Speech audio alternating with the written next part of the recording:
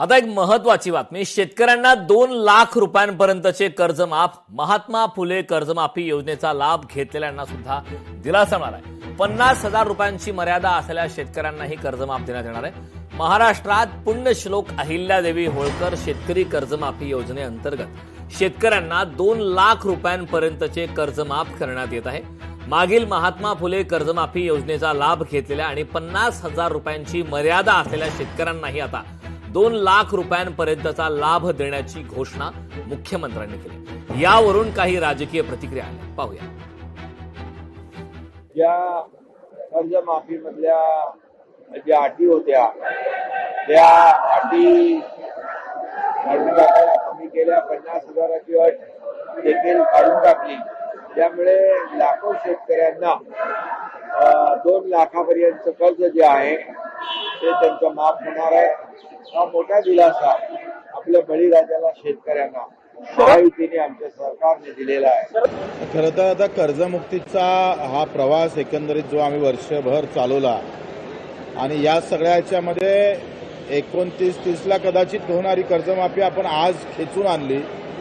यामध्ये आमच्या कार्यकर्त्याचं, शेतकऱ्याचं आणि खास करून मीडियाचं, या सगळ्यांचं मी आभार मानेल। जे प्रहारच्या कार्यकर्त्यानं जे मेहनत घेतली आणि सातत्यानं 1 वर्ष, असं नाही आहे का एका ठिकाणी आंदोलन केलं, 2 दिवस आंदोलन केलं, आम्ही संपवलं, असं नाही। आम्ही वर्षभर हे आंदोलन चालू ठेवलं। तारीख दिली, त्या तारखेवर सरकारनं कर्जमाफी केली, मुक्ती केली, म्हणून सरकारचं मी आभार मानतोय। आम्ही आमच्या जाहीरनाम्यामध्ये निवडणुकीच्या या जाहीरनामा समितीचा मी अध्यक्ष होतो। आम्ही कर्जमुक्तीचा जाहीरनाम्यामध्ये उल्लेख केला होता। जनतेला, शेतकऱ्यांना विशेष करून वचन दिलं होतं। जनतेने विश्वास व्यक्त करत माननीय देवेंद्रजीच्या नेतृत्वात महाराष्ट्रामध्ये आम्हाला मतृपी आशीर्वाद दिला आणि माननीय मुख्यमंत्री महोदयांनी सन्माननीय उपमुख्यमंत्री महोदयांसोबत आपल्या मंत्रिमंडळात 36,000 कोटीची कर्जमाफी घोषित केली। 56 लक्ष शेतकऱ्यांना याचा प्रत्यक्ष फायदा होणार आहे। माननीय मुख्यमंत्री देवेंद्र फडणवीसजी यांचं संपूर्ण महाराष्ट्राने अभिनंदन केलं। स्वतः शरद पवार साहेबांनी अभिनंदन केलं। विधिमंडळाने काल त्यांचं अभिनंदन केलं की एक महत्वाचा निर्णय शेतकऱ्याकरता काल देवेंद्रजींनी घेतला आहे। 50,000ची अट कमी केल्यामुळे आता सरसकटचा मार्ग मोकळा झाला आहे।